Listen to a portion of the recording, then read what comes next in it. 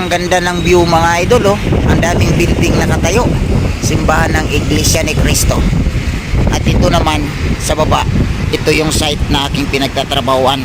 Yung bubuhusan ko mamaya mga idol. Yan. At saka yan sa ilalim na yan, another bubuhusan na naman mga idol. Yun yung kagabi. Pag matapos itong building na ito mga idol, another achievement na naman ang natapos ko. Ang dami ko ng building na gawa mga idol dito sa Metro Manila. I think kung hindi ako nagkakamali, 14 or 15 ka-building na ang natapos.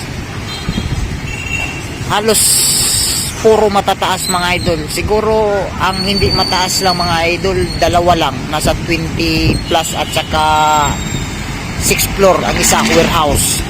Pero almost matataas mga idol.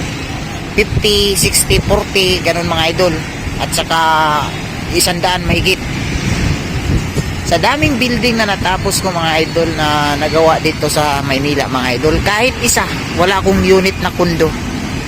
Kaya malaking kaibahan mga idol, mayaman at saka mahirap. At yun lang mga idol, ingat kayo.